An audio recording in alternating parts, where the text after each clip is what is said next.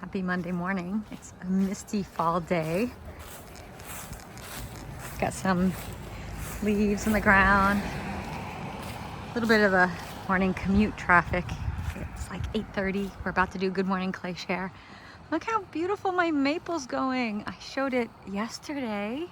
If you watched last week's vlog, oh my gosh, look how much more it's changed. Look how misty it is. Ooh. It's beautiful.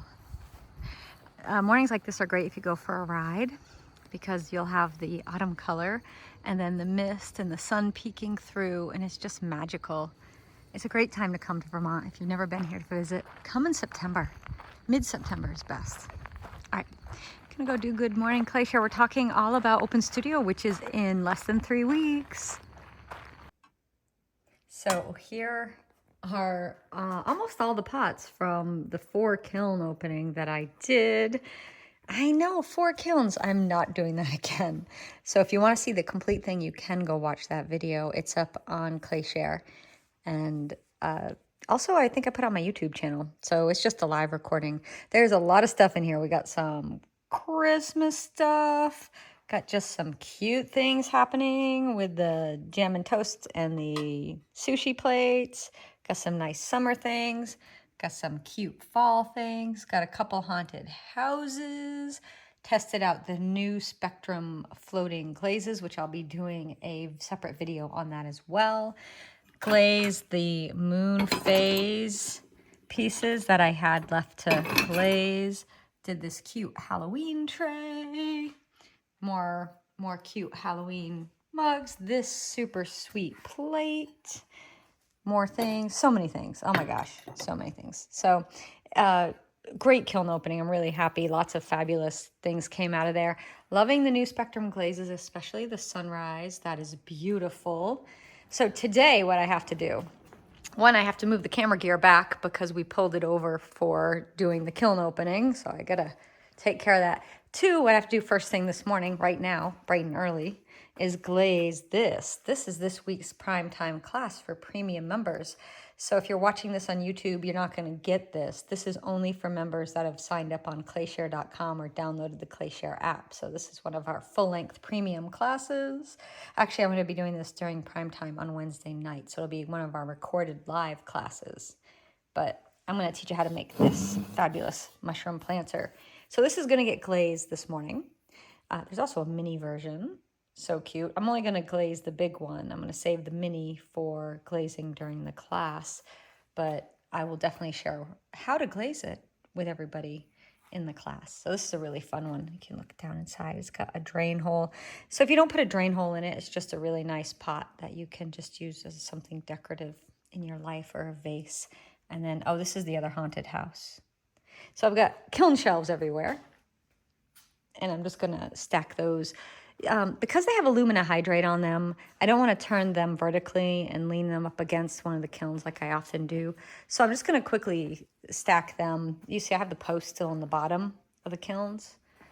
I usually leave the posts in. So I'm just gonna stack one layer in of all of them, and maybe I'll do a couple stacks. It will take maybe 5 minutes, that's all. Alrighty, so that's today's plan, everybody. Lots of good stuff came out of that kiln opening. Go check it out. It was really, really fun to do. Here's the cute mushroom planter. We're going to be doing this in this week's primetime class. I showed you this before it was fired. There's the inside. There's the outside, the handles. Nothing on the back, although you can make one and put mushrooms on the back if you want when you make yours. And if you go watch the class, I'll talk about that in it so you can find out. Lots of other ways you could glaze this too, but this is the way I did it. And I'm pretty excited to share it with you all. So go watch the class. You will not regret it. Walking over to the studio this morning, and somebody, has left beautiful flowers. Oh, thank you, whoever did it. I'll see soon. I'll open up the envelope, but I do a little check-in on the fall. The trees are starting to lose their leaves. That tree there is looking pretty empty. All right, off to work. I got some new rolling pin designs to check. I just wanted to share the things we made in this week's primetime class. So it's a two-parter this week. This week was the making. We made this beautiful mushroom planter, but it could be a vase or a lidded jar. And then we also did little mushrooms on a mug, and we made separate mushrooms for pendants. Let me take you over and show you the finished one. Now, if you haven't watched the class yet, we didn't do the glazing, although I've already finished one that I shared. Here's the one that I finished. Isn't that beautiful? So part one, you make it. Part two, which we'll be doing this coming week together, we are glazing it. And you don't have to glaze it this way at all. And we'll talk about that in the class. You'll see that. But if you want to, you've got that information on how to do it. And I did a really fun mushroom charm a couple of years ago, and those guys are little. They're little tiny mushrooms, and that would be in the Bead Week classes. So if you haven't tried that yet, go check that out. And of course, all of the October things are coming out. It's fall, so all the October things. I mean, all of the fall things, all the gourds and pumpkins. Look at the jack-o'-lanterns. These are all clay share classes, of course. And then Open Studio is going to be here just 2 weeks. So mark your calendars. If you are available, come see me in the studio. We're going to do a raku firing. Well, I'm going to do a raku firing. Safety reasons, other people won't be doing it. But that's going to be really fun. All right, so I just wanted to show you that quickly for today. Was these over here, so we'll come right back.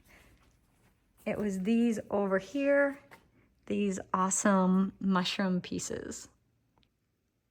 I had to share this super cute gingerbread house luminary that I haven't put the holes in yet. I'm about to do that. I'm gonna cut out the windows. You see the little windows there? I'm gonna cut them out so that light can shine through there all the way around on the luminary. But this is a slab built piece, and it is using the new gingerbread, where they're, I'll put them over here.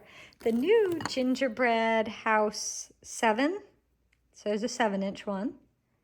And then I have the 12-inch one. So they're the same pattern. It's just one's bigger than the other, that's all.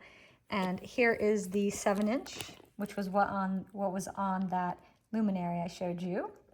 And then here is the 12-inch. Oh my gosh, look how great this is. It works perfectly with my house room template. And what I love about it is you just roll the rolling pin in the clay and then cut your shape out and you're done. You made it. It's beautiful and fabulous and everything great. You don't have to do anything else. Not that there's anything wrong. Absolutely, I love doing more, we'll just take the weight bags off, more in-depth house designs. But if you are a production potter, if you need to make 50 of these to sell at a show and you want to make them pretty quickly, and you know, here's the thing, if you're making things and selling them, you always are keeping track of how much it costs to make, not just the materials, not just how much it costs to buy the rolling pin or the clay, but how much your time costs. And if you can cut those costs, then it means that you're going to be able to charge a fair price to your customer and get a fair price to you for the work you've put into it. That means you can continue to make pottery that you love doing, and also people can continue to buy your work because you can afford to keep doing it.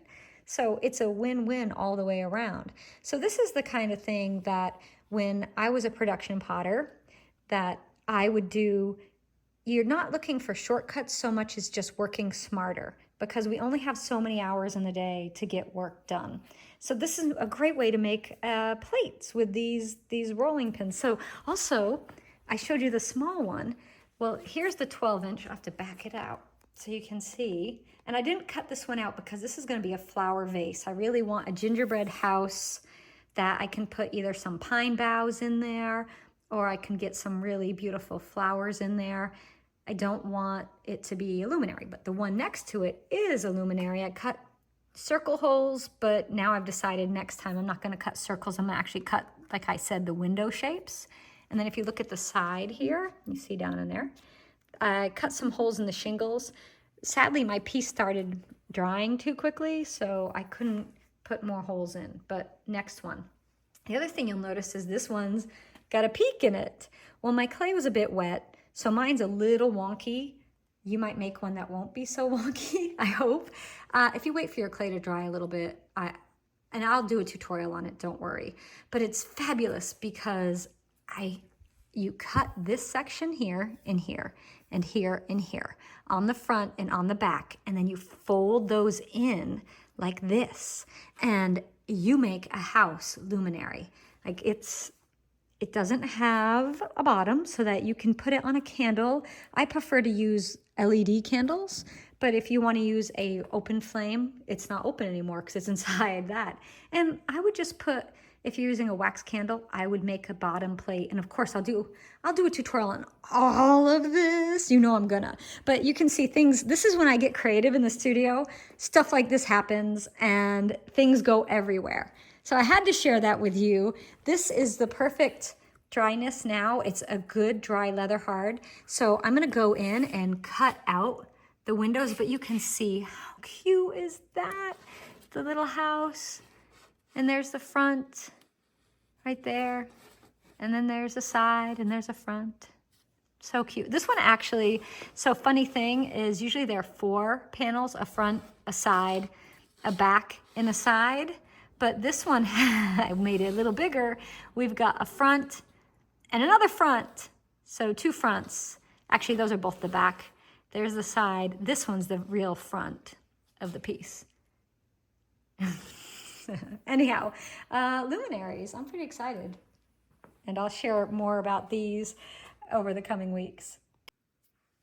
All right, it's Sunday, little afternoon, and I'm getting ready to load a bisque. And I made this on Wednesday.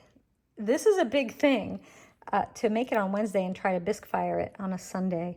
So my plan is, one, it's still a little cool. I mean, it's a little risky. So what am I gonna do? Well, I'm gonna load it in the kiln. I'm gonna do a 12-hour preheat or candle, and that should take care of it, and a slow bisque fire. But I have a bunch of other things here, some porcelain bowls that I threw a few weeks ago, this sort of vintage Halloween pumpkin, some plates, some Christmas plates, some of the little mini cottage plates, some of the little gingerbread cottage mug, and the snowflake icing mug, along with some raku pots that we're going to be doing during Open Studio weekend, some more of the gingerbread, of the snowflake icing and the gingerbread cottage. And I ran out of space. Actually, that luminary we did a couple years ago, such a great luminary. The class on it, I mean, I just made that one not long ago. Got some of the gingerbread house pieces going in the bisque. Look at this one I did. I made just like a little cute tray with the front of the house. Isn't that cute? Like a townhouse, right? Isn't it so cute? And I got some porcelain trays. I have a porcelain platter set, and then I've got some porcelain pumpkins that I'm going to be doing really cute painted designs on for the Halloween season. Some more Christmas trees. And this is another one of those gingerbread house trays, but a big one, a big square one. And then some carved pieces and sushi trays. So it's not a ton of bisque, honestly. So I am gonna use the E23T, that's this kiln right here, and I'm gonna load that up. So I think the only thing in here right now is just shelves. Often I'll store the shelves in here just to keep them out of the way. That's the one thing I don't have quite yet in the studio. I haven't found a place where I'm gonna store my shelves, mostly because we are gonna be adding on to the studio. Maybe this next year, probably the year after, out there, we're gonna enclose that, and that's gonna become the glaze room. And so what will happen is where this door is right here, this big slide roll-up door, this garage door, and this door, everything out there will be part of this. We won't rip down the wall. This door will just stay open all the time. Let me zoom out a bit. So that door will be open and I'll get more space. And I think I've talked about it, but this is my glaze area right now. And it's not obviously enough space. So when this moves out there, I'll be able to come up with a better kiln shelf storage. That's what that was all about. That was why I was talking about it. Let's go on out. We are, we packed up my art studio at our Arlington house and we've moved all the supplies here. That's why there's all these boards and paintings. These are from when I was in graduate school, some paintings I made. Yeah, I know they're not good, but what can I say? They were from when I was in school. I do have my old art bin. Love that art bin. Anyhow, this stuff's going upstairs, and what a difference a week makes, right? Look at the ground.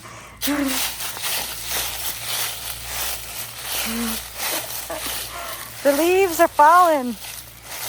This tree that these came from, right here, maybe another week, and the leaves will all be gone. So right here we're using the outside for storage, but this part will be all enclosed right to here. And then from, actually to this post here. And then from this post on will be open because that's where it's my gas kiln, my Soldner clay mixer, my raku kiln. And right now I've got a ton of clay and stuff and dry materials that are out here that need to get brought inside. And then this is the back of the studio where sometimes we hang out. That's why the chairs are stacked up, because we'll do a little fire and we'll just sit out here. It's really nice. Somebody's doing some yard work. It is Sunday after all. All right, I'm gonna take you up and do our usual goodbye weekly vlog. It's been, it's a little busy week actually, I think. Yeah, maybe just normal week. So, oh, and there's the camper. We were gonna do a bunch of work on the camper, but we never got that done this year. Put that on the schedule for next year. So there's the view. Aww. Thanks for being here with me this week, everyone. I hope you had a great week. Even if you didn't make any pottery, thanks for joining me and watching about making pottery here. All the things I've showed, if you're looking for full-length classes, you know, they're available on ClayShare. So you can check those out and watch them. There's hundreds of thousands and thousands of videos. So there's a lot there. I will see you all next week. Bye, everyone.